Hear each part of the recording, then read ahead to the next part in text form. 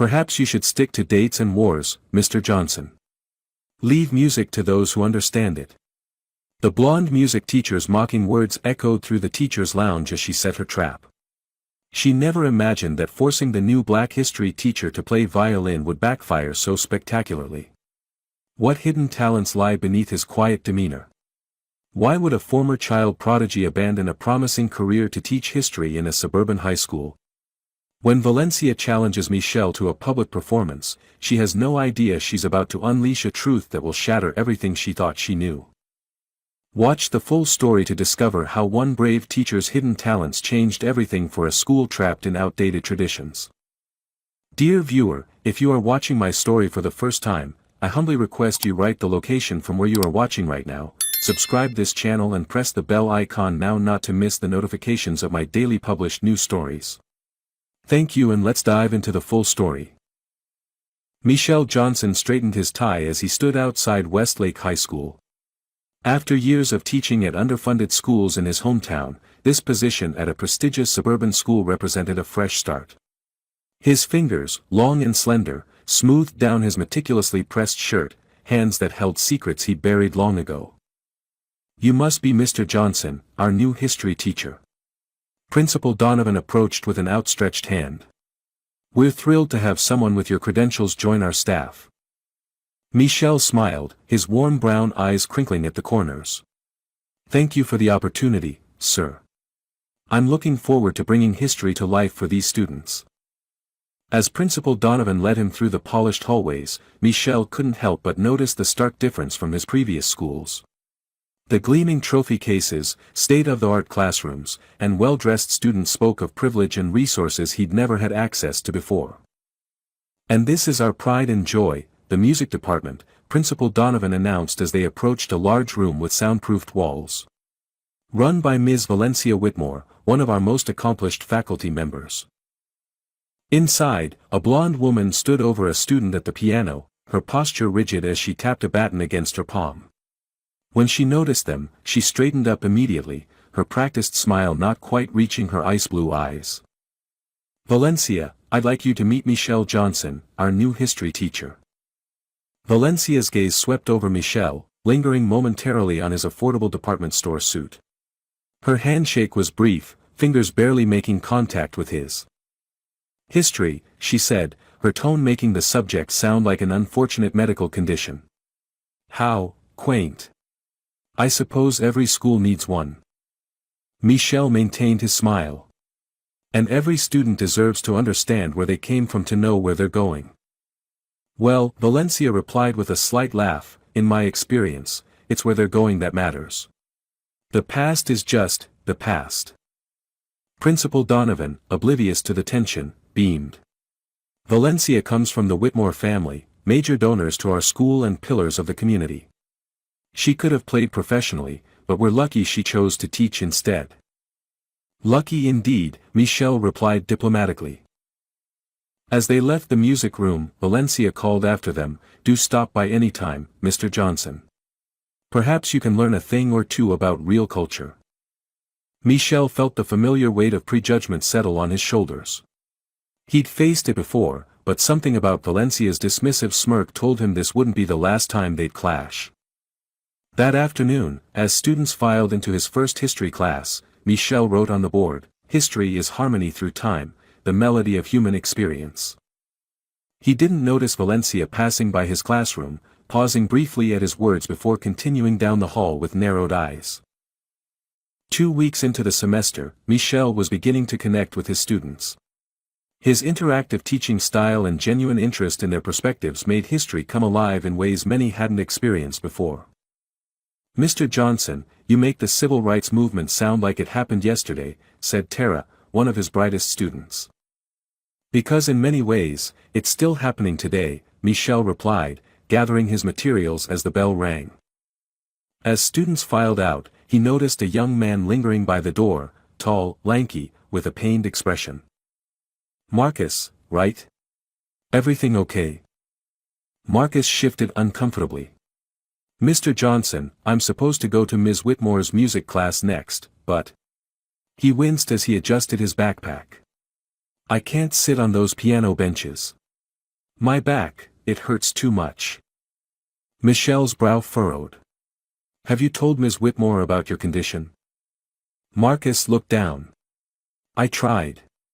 Last week when I couldn't sit straight, she said I was being disrespectful. His voice dropped to a whisper. She made me stand in the corner and then.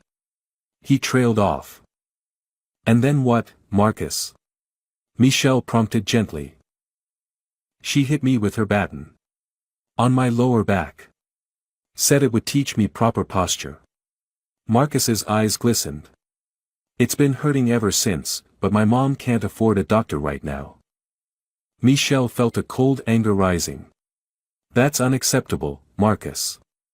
Would you be comfortable if I spoke with Ms. Whitmore? Marcus looked terrified but nodded. Michelle walked Marcus to the music room, noting how the boys' gait stiffened as they approached. Inside, Valencia was arranging sheet music, her back to the door. Ms. Whitmore, do you have a moment? Michelle kept his voice professional despite his simmering anger. Valencia turned, her smile disappearing when she saw Marcus. Mr. Johnson, this is unexpected. Marcus is late for class. Marcus has a medical condition that makes sitting on piano benches painful, Michelle explained. He needs an accommodation, perhaps a chair with back support. Valencia's eyes narrowed. Marcus seemed perfectly capable last week until he started slouching. Some students just need firmer guidance on proper posture. Firmer guidance shouldn't leave bruises, Michelle said evenly.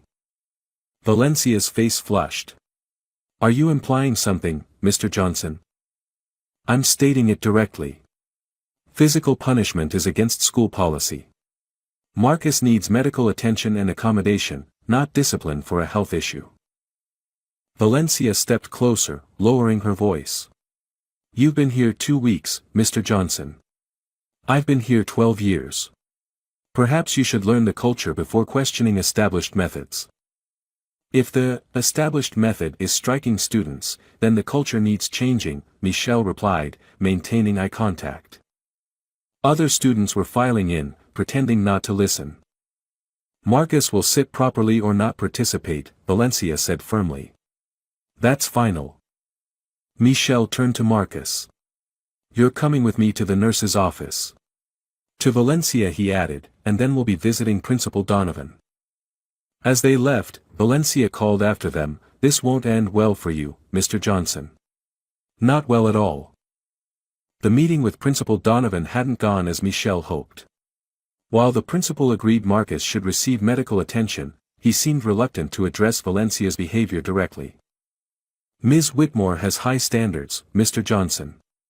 Her students consistently win state competitions, Donovan explained, leaning back in his leather chair. Perhaps there was a misunderstanding about what occurred. Striking a student isn't a misunderstanding, Michelle countered.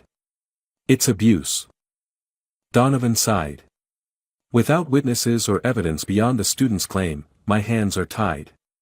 The Whitmore family has been generous to this school for generations. Michelle left the office, frustration churning in his stomach. In the hallway, he encountered Mrs. Jenkins, a veteran English teacher with silver hair and knowing eyes. I saw you coming from Donovan's office, she said, falling into step beside him. Let me guess, Valencia Whitmore. Michelle nodded. She struck a student who couldn't sit properly due to back pain. Donovan practically dismissed it. Mrs. Jenkins shook her head. Valencia's family donated the East Wing and the Performing Arts Center. The school board chairman plays golf with her father every Sunday. She paused, studying Michelle. But don't let that stop you from doing what's right. It won't, Michelle assured her. The following days brought subtle retribution. Michelle's classroom supply requests were mysteriously delayed. His proposal for a field trip to the African American History Museum was denied due to budget constraints, though Valencia's orchestra received approval for new instruments the same day. In the teacher's lounge, Valencia made her move. As Michelle poured coffee, she approached, surrounded by her usual admirers from the arts department. Mr. Johnson, she said loudly enough for everyone to hear, I was just telling everyone about your interesting approach to history. Didn't you tell students that classical music was influenced by African rhythms? Her tone made it sound absurd.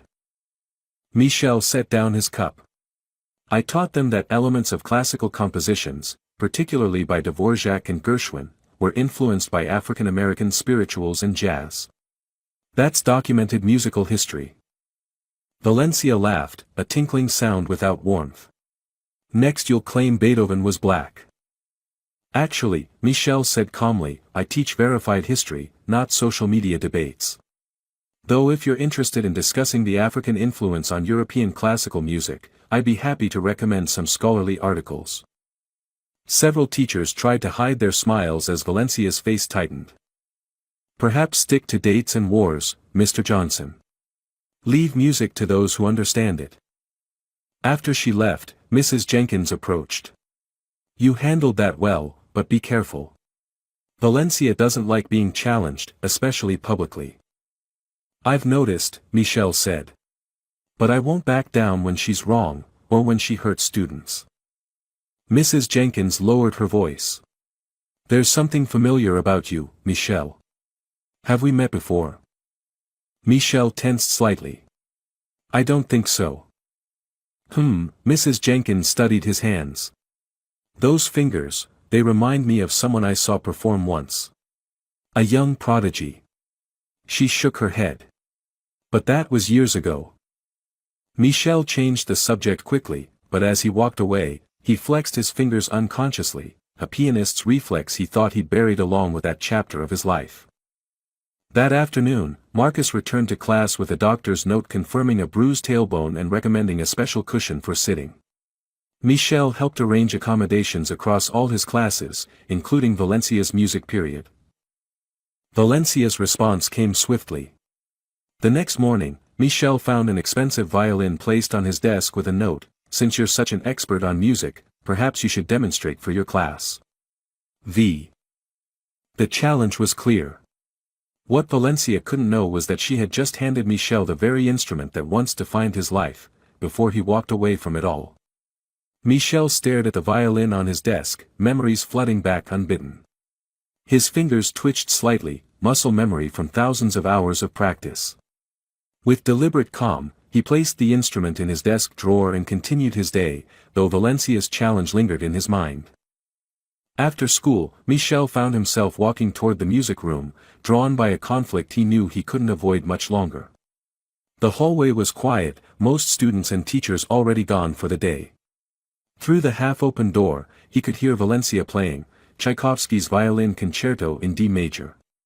Despite everything, he had to admit she played beautifully, if somewhat mechanically. He waited until she finished before knocking. Mr. Johnson, Valencia said, not bothering to hide her annoyance. Come to return my violin?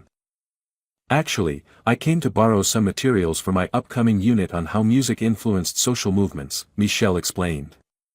Particularly civil rights-era songs and their historical context. Valencia's eyebrows rose. You want to teach about music? In history class? She laughed, setting her violin down carelessly on a nearby piano. That's adorable. But music is a technical discipline requiring years of training, not something to be reduced to sentimental stories. Michel maintained his composure. Music has been integral to every major social movement throughout history. Students should understand that connection. And you think you're qualified to teach this connection? Valencia stepped closer, looking him up and down. Tell me, Mr. Johnson, can you even read music? Before Michel could respond, Valencia continued, gesturing dramatically to her students' instruments around the room. These are precision tools, not props for your history lessons. Some of these instruments cost more than you probably make in a year. Several students had lingered after class and were watching from the doorway, including Marcus with his special cushion. Ms. Whitmore, Michel said evenly, music belongs to everyone, not just those who can afford expensive instruments or lessons. How predictably democratic of you, Valencia sneered. Next you'll tell me anyone can be a concert pianist with enough heart. She mimicked quotation marks with her fingers. What I'm saying is that music and history are intertwined. The spirituals sung by enslaved people became the foundation for blues, jazz, and rock. Those aren't just musical evolutions, they're historical documents. Valencia rolled her eyes theatrically for her audience of students. Please spare me the lecture, Mr. Johnson. I studied at Juilliard, not some community college education program. The barb was meant to sting, but Michelle simply nodded. Then you should understand better than most how music transcends boundaries. I'd like my students to appreciate that. Fine, Valencia said with exaggerated patience. Take whatever outdated materials you need from that shelf. Just don't touch anything valuable. She gestured toward a dusty corner with old textbooks. As Michelle examined the materials, Valencia called out loudly, "Careful with those pages, Mr. Johnson. I know history teachers are used to handling ancient things, but try not to damage anything." The watching students giggled nervously as Michelle gathered what he needed and left without another word, Valencia's mocking laughter following him down the hallway. What neither of them realized was that Mrs. Jenkins had witnessed the entire exchange, her eyes narrowing thoughtfully as she watched Michelle's hands carefully handling the sheet music with practiced precision. The faculty meeting was supposed to be routine, budget updates, testing schedules, the usual administrative minutiae. Michelle sat near the back, reviewing his notes for tomorrow's class while Principal Donovan droned on about parking regulations. And finally, Donovan concluded, "We'll be hosting the regional school board next month. They've requested a showcase of our departments. Each subject area should prepare a brief presentation highlighting student achievements." Valencia's hand shot up immediately. "The music department will perform selections from our upcoming spring concert. We've been preparing Vivaldi's Four Seasons with some of the most talented students I've ever taught." Principal Donovan beamed. "Excellent, Valencia. I'm sure the board will be impressed, as always." Other department heads outlined their plans: science fair projects, math competition results, English creative writing samples. When Michelle's turn came, he spoke about his students' multimedia projects connecting historical events to contemporary issues. "My students have created some compelling work examining how musical traditions preserve cultural identity during times of oppression," he explained. "From slave spirituals to protest songs of the 60s. Valencia snorted audibly. The room fell silent. "Something to add, Ms. Whitmore?" Principal Donovan asked. "I just find it amusing that Mr. Johnson keeps venturing into musical territory," Valencia said, not bothering to hide her disdain. "It's like watching a children's tour guide at the Louvre, pointing at masterpieces without understanding their significance." Several teachers shifted uncomfortably. Michelle remained composed. "I believe students benefit from understanding the cultural context of music, not just its technical aspects," he replied. "Cultural context," Valencia repeated mockingly. "Is that what we're calling it when someone who can't tell Bach from Beethoven lectures about music?" The tension in the room was palpable. Mrs. Jenkins cleared her throat. "I think cross-disciplinary approaches only enrich our students' education."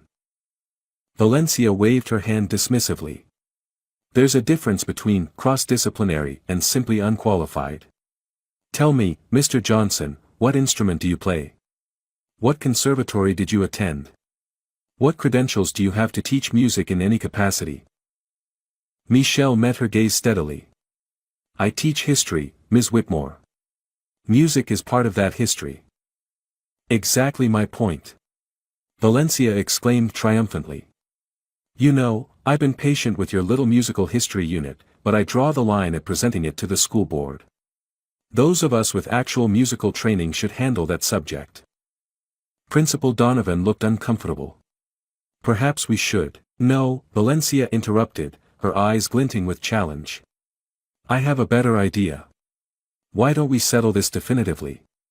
Mr. Johnson claims music is part of history, fine. Let him demonstrate his musical knowledge during the showcase." Michelle felt multiple sets of eyes on him. "What exactly are you suggesting, Ms. Whitmore?" he asked carefully. Valencia smiled, a predator sensing weakness. "Play something.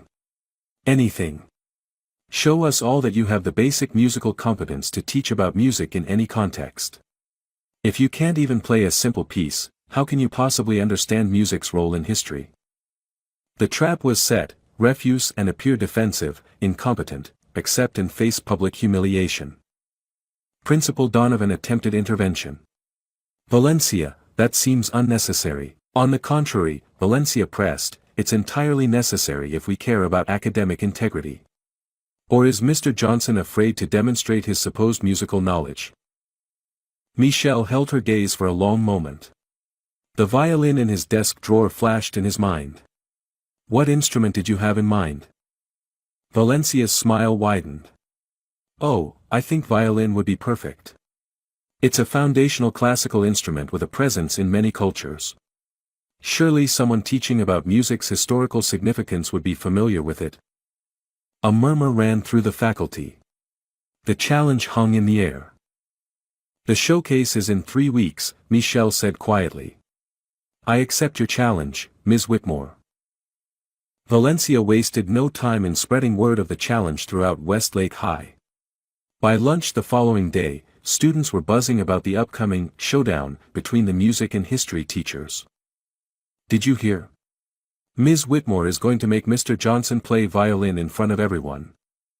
He's gonna crash and burn. Nobody challenges Ms. Whitmore about music. I don't know. Mr. Johnson seems pretty confident for someone who's about to be humiliated. Michelle overheard these snippets as he moved through the cafeteria, maintaining his usual calm demeanor despite the whispers. Valencia, meanwhile, held court at the teacher's table, gesturing animatedly as she described her plan to several colleagues. It's not about embarrassing him, she insisted with false concern. It's about maintaining standards. We can't have just anyone teaching material they don't understand. Later that afternoon, Valencia knocked on Principal Donovan's office door, a folder of documents in hand and her most charming smile in place. Principal Donovan, I've been thinking about the showcase, she began, settling into a chair without waiting for invitation. This little challenge with Mr. Johnson presents a wonderful opportunity. Donovan looked wary. Valencia, I'm not sure this is appropriate. We should be presenting a unified faculty to the board, not staging competitions. Valencia waved her hand dismissively. Not a competition, an interdisciplinary demonstration.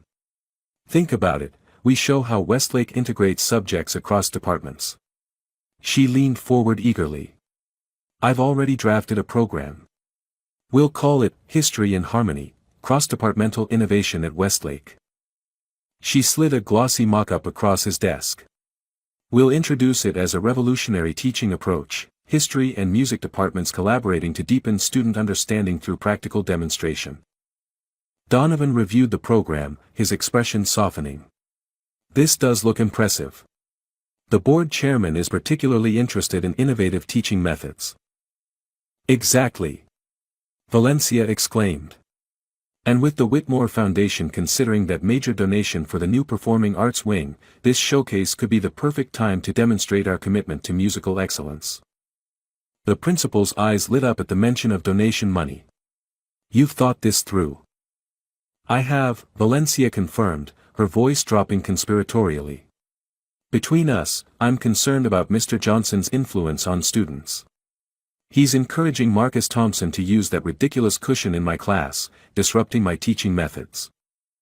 The doctor did confirm Marcus's injury, Donovan reminded her gently. Valencia's expression hardened momentarily before she composed herself. Of course, and we accommodate genuine needs. But Mr. Johnson seems determined to undermine established practices across departments. This showcase will clarify appropriate boundaries. I suppose you're right, Donovan conceded. Will you be providing the violin? Valencia's smile returned. I've selected a beautiful Italian instrument, a Guarneri replica. Quite challenging for beginners. She stood to leave. We should make this a mandatory assembly. Educational for everyone. As Valencia left Donovan's office, she nearly collided with Mrs. Jenkins in the hallway. Planning something special for the showcase? Mrs. Jenkins asked mildly. Just ensuring academic standards are maintained, Valencia replied coolly. Mrs. Jenkins watched her walk away before murmuring to herself, "Pride cometh before the fall." Meanwhile, Michel sat alone in his classroom after hours, staring at the violin he had taken from his desk drawer. His fingers hovered over the strings, trembling slightly before he set it down without playing a note. 16 years since he'd last performed publicly. 16 years of burying that part of himself. He pulled out his phone and scrolled to a contact he hadn't called in years. After a moment's hesitation, he pressed dial. "Hello, Dr. Rivera. It's Michel Johnson. I need a favor." Across the school, Valencia entered the auditorium where the showcase would be held, envisioning Michel's inevitable humiliation. She approached the stage, testing the acoustics by clapping once. "Perfect," she whispered, already composing the apologetic email she would send to the faculty after Michel failed spectacularly. Absolutely perfect. The day of the showcase arrived with an atmosphere of anticipation bordering on spectacle. Students filed into the auditorium, whispering excitedly about the upcoming violin showdown. Teachers took their seats in the front rows, expressions ranging from concern to morbid curiosity. Principal Donovan stood at the podium, introducing the event with practiced enthusiasm. Today exemplifies Westlake's commitment to innovative, cross-disciplinary education. I'm pleased to welcome our distinguished school board members and special guests. In the front row sat several well-dressed men and women, including an older gentleman whose resemblance to Valencia left little doubt about his identity, Mr. Whitmore, the school's most generous donor. Backstage, Michel stood quietly, adjusting his tie. He hadn't touched the violin Valencia had left on his desk since the challenge was issued. His hands were steady, but his mind raced with memories he'd suppressed for years. Mrs. Jenkins approached, studying him with knowing eyes. "Nervous, Mr. Johnson?" "Terrified," he admitted with a small smile. She patted his arm. "Some things we never forget, no matter how long we try to leave them behind." Before he could respond, she walked away, leaving Michel to wonder exactly what she knew. Valencia swept backstage in a formal black dress, her confidence radiating like heat. "Mr. Johnson. Ready for your big moment?" "Don't worry, stage fright is perfectly natural for those unaccustomed to performing."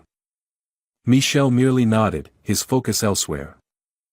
"I've selected a piece that even beginners can attempt," Valencia continued, barely concealing her condescension. "A simplified arrangement of Vivaldi. The notes are quite repetitive, you might manage a recognizable approximation." On stage, Principal Donovan was concluding his introduction. "And now, to demonstrate our innovative approach to historical education, please welcome Ms. Valencia Whitmore and Mr. Michel Johnson for History in Harmony." The audience applauded as Valencia strode confidently to center stage, Michel following a few steps behind. "Good afternoon," Valencia began, her performance smile dazzling. "Today we're exploring how music connects to historical contexts." She gestured to Michel. "Mr. Johnson has been incorporating musical elements into his history curriculum, and I've invited him to demonstrate his understanding through performance." Her voice dripped with false collegiality.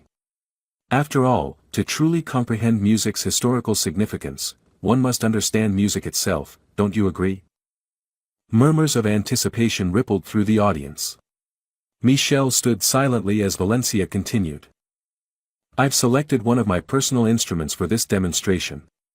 She gestured to an assistant who brought forward an elegant case.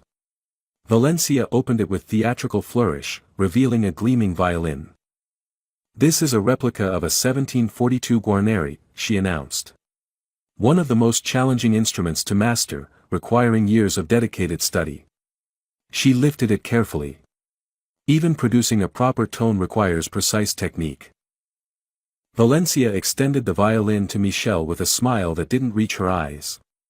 "Mr. Johnson will now demonstrate his musical knowledge by performing a simple piece. This will illuminate whether his approach to teaching music's historical context is academically sound." The trap was perfectly set. The audience waited in uncomfortable silence as Michel accepted the instrument, examining it briefly before looking at Valencia. "No bow?" he asked quietly. Valencia's smile faltered slightly. She snapped her fingers, and her assistant rushed forward with the bow.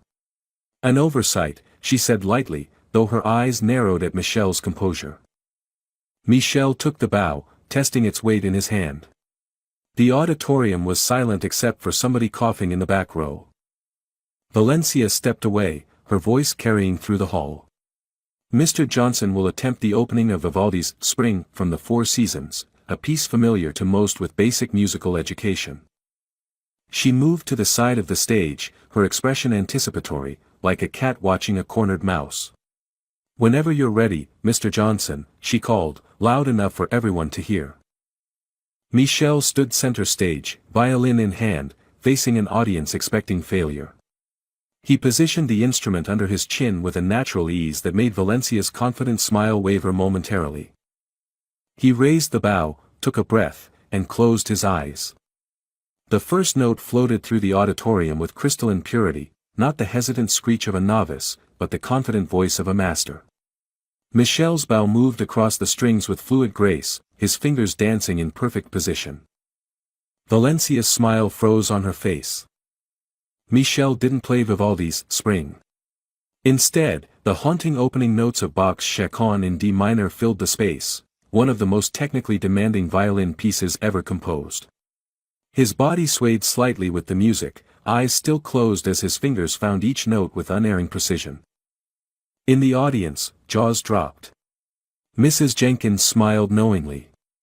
Marcus sat forward, his cushion forgotten as he watched his history teacher transform before his eyes. Valencia's face cycled through shock, confusion, and dawning horror as Michel moved into a particularly complex passage, executing it flawlessly. This was no amateur fumbling through a simple melody. This was virtuosic. Mr. Whitmore, in the front row, leaned forward in his seat, opera glasses raised to study Michel's technique. Principal Donovan turned to Valencia, his expression questioning, but she stood transfixed, her face growing paler with each perfect phrase Michel executed. The music swelled, Michel's fingers flying across the fingerboard in impossible patterns, drawing sounds from the instrument that spoke of years of mastery, not weeks of desperate practice.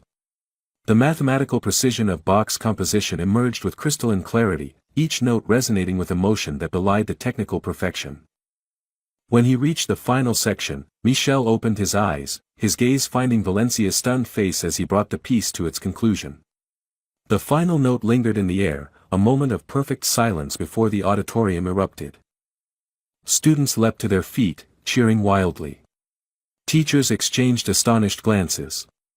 Even the school board members were standing, applauding enthusiastically. Mr. Whitmore nodded appreciatively, clearly impressed despite himself.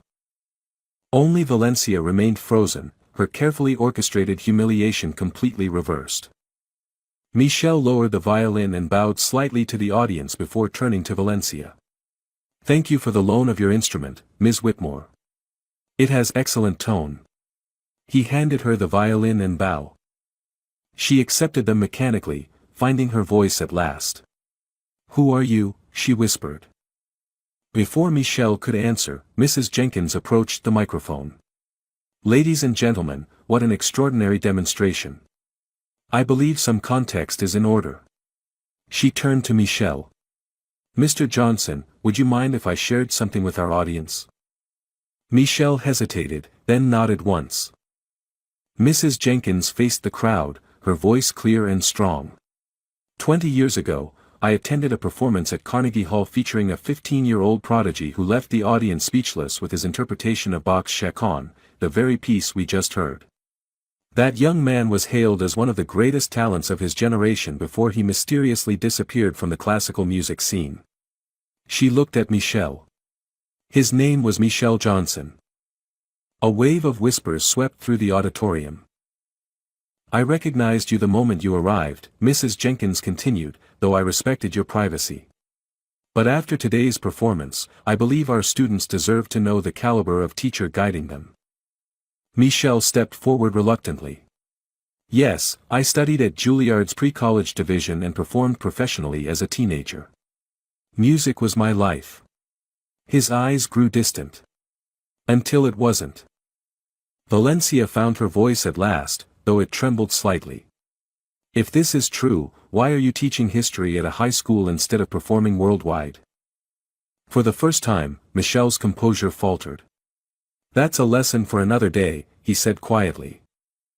Principal Donovan, recovering from his shock, stepped forward. Well, this certainly demonstrates the, cross-disciplinary expertise of our faculty. Let's thank Mr. Johnson for this remarkable performance. As the applause thundered again, Valencia stood rigid, clutching her violin, her face a mask of humiliation and rage. Her carefully planned public shaming had backfired catastrophically. In the audience, Marcus turned to his friend. Did you see Ms. Whitmore's face? I thought she was gonna pass out. Mr. Whitmore approached the stage as the crowd began to disperse, extending his hand to Michelle. Extraordinary playing, young man. I'd like to speak with you further about our music program. Valencia watched her father greeting her nemesis, her world tilting on its axis. The days following Michelle's performance were a whirlwind. Students approached him with newfound awe, asking questions about his musical background. Faculty members who had previously kept their distance now sought him out, curious about the mysterious virtuoso in their midst. Valencia was conspicuously absent, having called in sick the day after the showcase. Rumors circulated that she had locked herself in the music room, refusing to speak to anyone. Principal Donovan summoned Michelle to his office 3 days after the performance. To Michelle's surprise, Mr. Whitmore was there, examining the framed photographs on the wall. Ah, Mr. Johnson, Donovan said, uncharacteristically deferential. Please, have a seat. Mr. Whitmore was just expressing his admiration for your performance. The older man turned, studying Michelle with shrewd eyes. I've attended concerts at every major venue in the world, Mr. Johnson. Your Bach was exceptional. Which raises the question, why are you teaching history in a suburban high school? Michelle sat carefully. I appreciate the compliment, sir, but I left that world behind by choice. A waste of extraordinary talent, Mr. Whitmore commented bluntly. A redirection of it, Michelle countered. I find fulfillment in teaching. Donovan cleared his throat. Mr. Whitmore has expressed interest in expanding our music program, with you potentially leading a new strings department alongside Ms. Whitmore. Alongside? Michelle raised an eyebrow. Valencia is talented, Mr. Whitmore acknowledged, but clearly not our most accomplished musician. The school could benefit from your expertise. Michelle shook his head. I'm a history teacher now. I have no interest in returning to professional music. May I ask why? Mr. Whitmore pressed. Few possess your level of mastery. Something must have driven you from it. Michelle was quiet for a moment. Music was my entire life from age 3. My mother recognized my ability and sacrificed everything for my training. We lived in poverty while I traveled to competitions, practiced 8 hours daily, performed for wealthy patrons. He looked out the window. I was at Juilliard when she developed cancer. The treatments were experimental, expensive. My scholarship covered my education but not her medical bills. I performed constantly to earn money, practiced through exhaustion. His voice grew distant. She died during my Carnegie Hall debut. I was playing Bach while she took her last breath, alone in a hospital room because I couldn't afford to miss the performance. The office fell silent.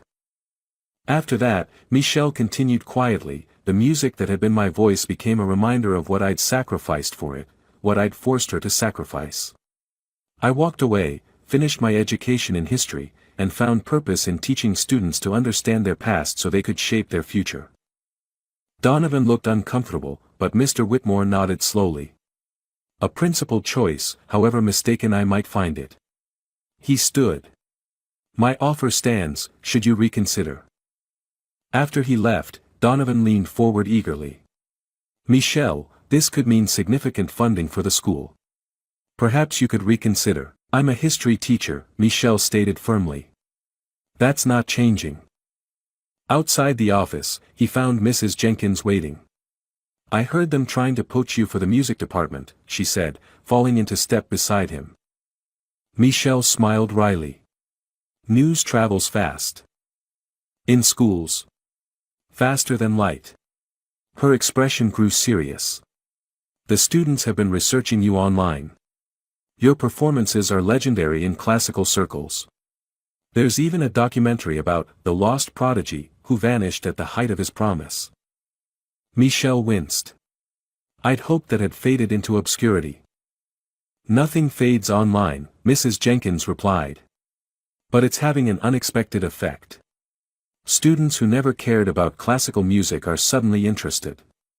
Marcus has been showing your old performances to the entire basketball team. As if summoned by his name, Marcus appeared around the corner, his face lighting up. Mr. Johnson. Everyone's talking about you. Is it true you performed for the president when you were 12? Michelle sighed. Yes, at a White House event for young artists. That's so cool. Marcus exclaimed. And you gave it all up? His expression sobered. Because of your mom? Michelle nodded, surprised by the boy's perception. My mom works 3 jobs, Marcus said quietly. She couldn't come to my games for years. I used to be mad about it, but she was just trying to keep us going, you know. Mrs. Jenkins discreetly stepped away, leaving them to talk. I know exactly, Michelle replied. Anyway, Marcus continued, I just wanted to say thanks. For standing up for me with Ms. Whitmore. Nobody ever did that before. As Marcus walked away, Valencia appeared at the end of the hallway, having finally returned to school. Their eyes met briefly before she turned and walked in the opposite direction, her shoulders rigid with unresolved humiliation. Mrs. Jenkins reappeared at Michelle's side. She's been getting calls from parents asking why the famous Michelle Johnson isn't teaching their children music instead of her. Michelle frowned. That's not what I want. Perhaps not, Mrs. Jenkins replied, but sometimes the truth creates its own consequences, whether we intend them or not. Valencia Whitmore had never known professional humiliation before. Throughout her life, her family name and moderate talent had opened doors, smoothed over difficulties, and ensured her position remained unchallenged. The revelation of Michelle's extraordinary abilities had shattered her carefully constructed world, leaving her floundering in unfamiliar territory. She sat alone in her classroom during lunch, scrolling through her phone with increasing agitation. Students had uploaded videos of Michelle's performance, which had gone viral within the school community and beyond. Comments ranged from admiring to downright cruel. OMG, did you see the music teacher's face when he started playing? Priceless. That's what happens when you try to humiliate someone better than you. Why is he teaching history when she's teaching music? Make it make sense. Valencia closed the app, her hands trembling with anger and embarrassment. She'd been avoiding the teacher's lounge, unable to face her colleagues' knowing glances and poorly concealed schadenfreude. A knock at her door startled her. Principal Donovan entered, his usual obsequious smile replaced by an uncomfortable grimness. Valencia, we need to discuss a developing situation. She straightened, attempting to project her customary confidence. If this is about the showcase, I think we've all had enough drama, don't you? Actually, Donovan said, taking a seat uninvited, it's about Marcus Thompson. Valencia's stomach tightened. What about him? His mother came to see me this morning, accompanied by a lawyer. Donovan pulled out a folder. She's filing a formal complaint alleging that you struck her son with sufficient force to cause a medical injury. They have doctors' documentation of bruising consistent with being hit by a narrow object. That's absurd. Valencia exclaimed. I simply tapped him with my baton to correct his posture. It's a standard technique used by music instructors worldwide. Donovan's expression remained grim.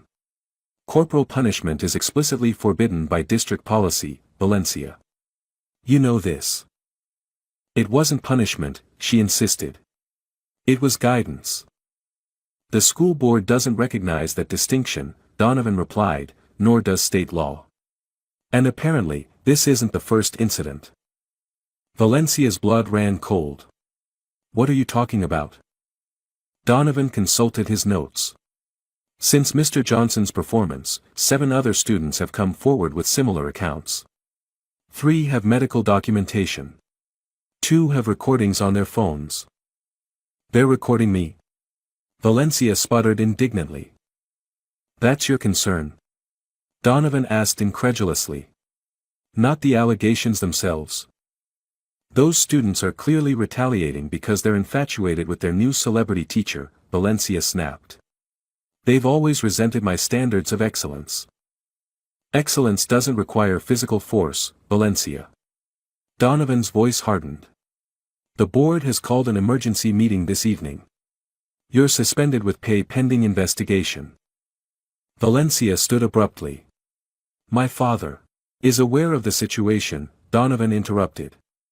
In fact, he was quite disturbed by the evidence presented.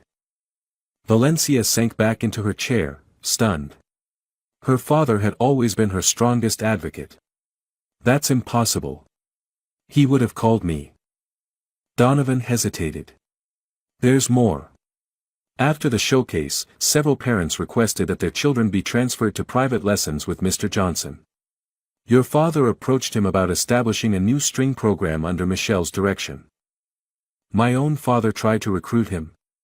Valencia whispered, the betrayal cutting deeper than any professional humiliation.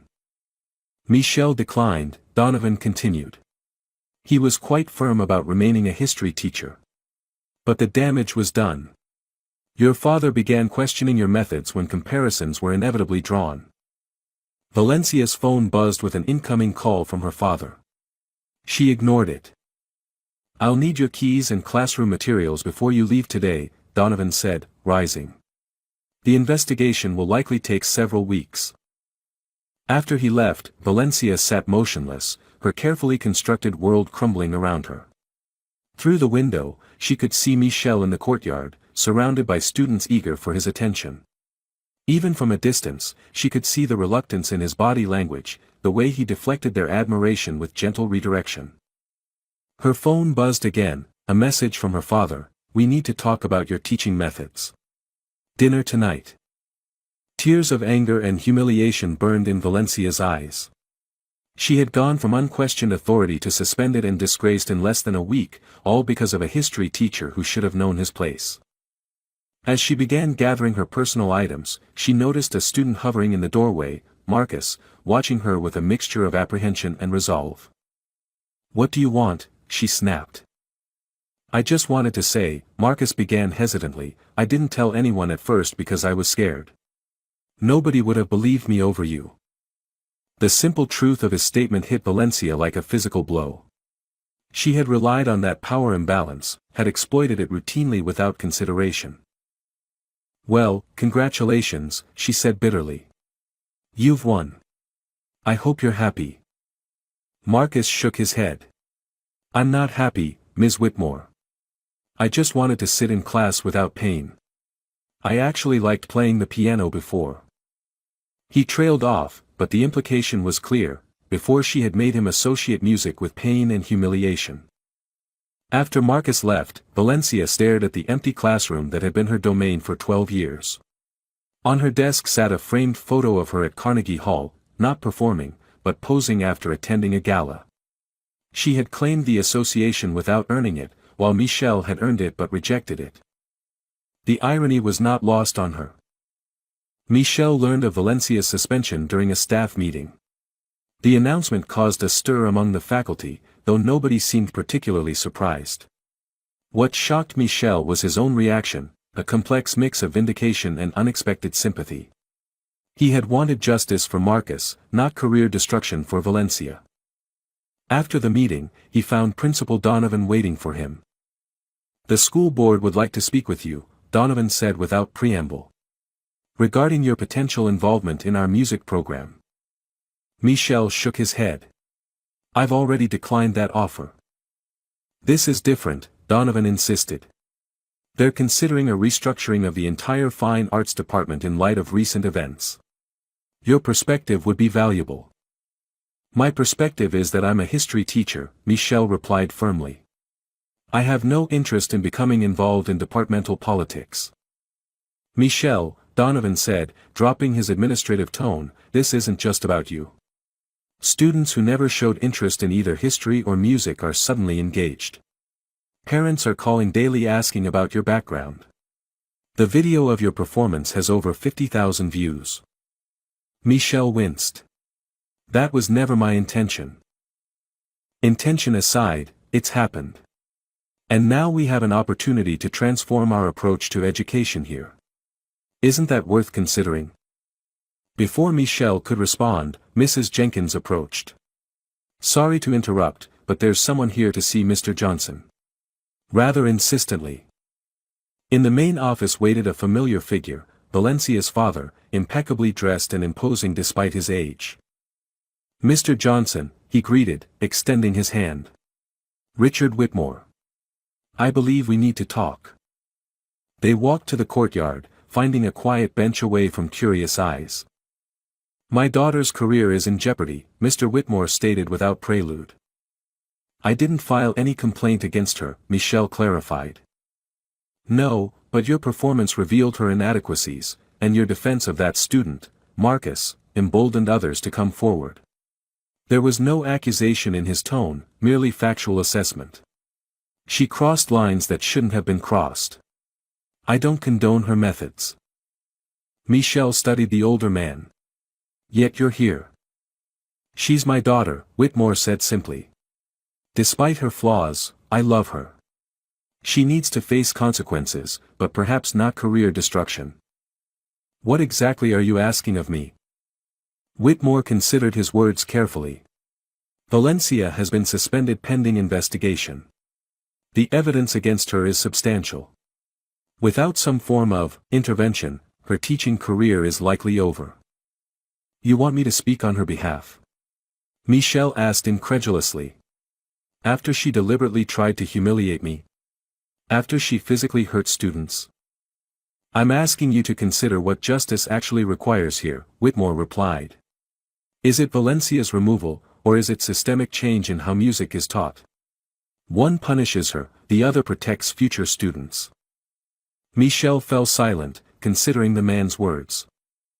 Valencia grew up privileged, Whitmore continued. She had advantages you didn't, financial security, connections, opportunities. But she lacked what you clearly had, genuine passion and exceptional talent. She spent her life compensating for her limitations by controlling what she could, her classroom, her students. That doesn't excuse abuse, Michelle said firmly. No, it doesn't, Whitmore agreed. Nothing excuses that. But it might explain it. And understanding is the first step toward change. He rose to leave, passing Michelle a business card. The disciplinary hearing is tomorrow afternoon. Your presence would carry significant weight either for or against my daughter. The choice is yours.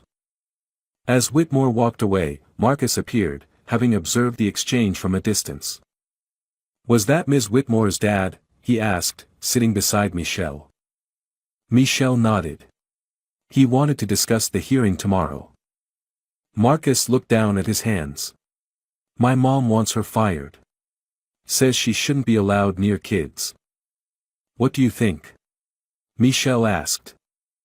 Marcus hesitated. I don't know. I was scared of her, but... He struggled to articulate his thoughts. Sometimes people are mean because they're hurting too, right? Like in history, when one group oppresses another because they're afraid. Michelle smiled slightly at the historical parallel. Often, yes. Ms. Whitmore came to our house yesterday, Marcus continued, surprising Michelle. She apologized to my mom and me. She was crying. It was weird. She apologized. Michelle repeated, trying to reconcile this with the arrogant woman he knew. Marcus nodded. She said she'd pay for my doctor visits and physical therapy. Mom didn't want to take it, but we really need the money. He looked up at Michelle. She seemed different. Smaller somehow. After Marcus left, Michelle sat alone, turning Whitmore's card over in his fingers. The right action wasn't as clear as he'd initially thought. Justice and revenge were different things, a distinction he taught his students but now struggled to apply himself. That evening, he found himself driving to an address he'd looked up online. Valencia's apartment was in an upscale complex not far from the school. He sat in his car for several minutes, questioning his decision, before finally walking to her door. When Valencia opened it, her surprise was evident. Gone was the polished, confident music teacher. Her hair was pulled back carelessly, her eyes rimmed red from crying. "Michel," she said flatly. "Come to witness the wreckage?" "Actually," he replied, "I came to talk about tomorrow's hearing." The disciplinary hearing room was packed with school board members, administrators, parents, and even a few students who had been called to testify. Michel sat quietly in the back, observing the proceedings with mixed emotions. Valencia sat alone at a table facing the board, her posture rigid but her eyes downcast. Her father sat several rows behind her, respecting her insistence that she face this on her own. The board chairwoman called the meeting to order. "We're here to address formal complaints filed against Ms. Valencia Whitmore regarding improper disciplinary methods, specifically allegations of corporal punishment." Various witnesses were called, students describing being struck with a baton, parents recounting their children's reluctance to attend music class, the school doctor confirming injuries consistent with the allegations. Valencia didn't contest the evidence. When her turn came to speak, she rose with visible effort. "I won't deny what I've done," she began, her voice barely audible before gaining strength. "For years, I've justified my methods as necessary for excellence. I told myself that temporary discomfort was an acceptable price for musical discipline." She took a deep breath. "I was wrong. My actions harmed students entrusted to my care. There's no justification for that, no matter my intentions." Murmurs rippled through the room at this unexpected admission. "I don't ask to keep my position," Valencia continued. "I've violated the trust placed in me. But I do ask for the opportunity to make amends, not through mere words, but through changed actions." The chairwoman studied her skeptically. "What specifically are you proposing, Ms. Whitmore?" "I propose working with qualified professionals to develop a music education approach that maintains high standards without resorting to fear or physical discipline. I've begun counseling to address my own," she hesitated, "issues with control and authority. And I've established a fund to cover medical expenses for students I've harmed." The room fell silent. "Furthermore," Valencia added, "I believe Westlake should adopt a comprehensive reform of its fine arts program, one that emphasizes the connection between arts and other subjects, as Mr. Johnson has demonstrated so effectively." At the mention of his name, several heads turned toward Michel. The chairwoman shuffled her papers. "Your proposals have merit, but they don't address the disciplinary action required for your documented violations of policy." At this point, Michel stood. "May I address the board?" After receiving permission, he moved to the front of the room. "I came to Westlake as a history teacher, but recent events have forced me to confront my own past as a musician. Throughout that journey, Ms. Whitmore's actions toward me were antagonistic and unprofessional." Valencia winced visibly. "However," Michel continued, "I believe in teaching students that history gives us the opportunity to learn from mistakes, not just punish them. Ms. Whitmore's conduct was unacceptable, but her proposal represents a chance for institutional growth." He looked directly at Valencia. "I would be willing to help develop a cross-disciplinary approach between history and music, not as a music teacher, but as a history teacher who understands music's cultural significance. Ms. Whitmore's technical knowledge, combined with a reformed teaching philosophy, could be valuable in this effort." The chairwoman leaned forward. "Are you suggesting we retain Ms. Whitmore despite these serious allegations?" "I'm suggesting probation rather than termination," Michel clarified. "With strict oversight, mandatory counseling, and the requirement that she develop new teaching methods that exclude any form of physical correction. The students deserve accountability, but they also deserve to see that transformation is possible." After Michel sat down, Marcus unexpectedly asked to speak. "Ms. Whitmore hurt me," he said simply. "It made me hate music class, which used to be my favorite. But yesterday she came to my house and apologized. Not because she had to, but because she wanted to. That matters to me. The hearing continued for another hour before the board withdrew to deliberate. In the hallway, Valencia approached Michelle. "Why did you speak for me?" she asked quietly. "After everything?" Michelle considered his answer carefully. "Because firing you would be easy. Changing the system that allowed your behavior to continue unchecked for years is harder, and more important." "I don't deserve a second chance," Valencia admitted. "Maybe not," Michelle agreed. "But your students deserve the teacher you could become if you're willing to do the work." When the board returned, their decision reflected Michelle's recommendation: probation rather than termination, with strict conditions including regular oversight, mandatory counseling, and collaborative development of reform teaching methodologies. 3 months later, Westlake High School introduced its new interdisciplinary arts program. History students learned how spirituals encoded escape routes for enslaved people seeking freedom.